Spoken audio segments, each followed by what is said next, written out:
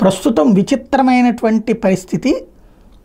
Supreme court ఏమో రైతుల్ని అక్కడ పెట్టినటువంటి బ్యారికేడ్లు తీసేయమంటది. అంటే రైతులకి అడ్డంగా పెట్టినటువంటి బ్యారికేడ్లు తీసేయండి అని ఆదేశిస్తుంది.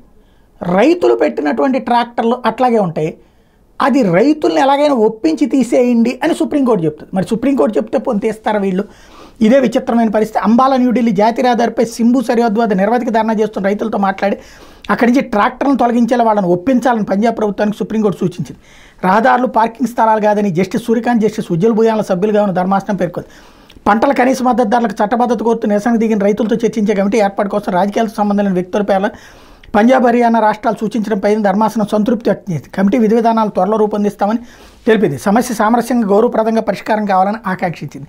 మధ్యలో ప్రభుత్వంతో సంబంధం లేకుండా మూడో వాడు ఎవడో ఒకటి కమిటీ వేసేసి వాడు తీసుకొస్తే ప్రభుత్వం అమలు చేస్తుంది. అక్కడ బేసిక్గా ఎవడిష్టం వచ్చినట్టు వాళ్ళు ఉద్యమాలు చేసేసి మేము రోడ్లు ఆపేస్తామంటే, రోడ్లు ఆపడం నేరం అని చెప్పి ఇంతకుముందు కోర్టు తీర్పులు ఇచ్చి అది తీవ్రవాదానికంటే నేరం అని చెప్పినటువంటి వాళ్ళు ఇప్పుడు బతిన్లాడమని చెప్తే ఏం న్యాయం జరుగుతుంది?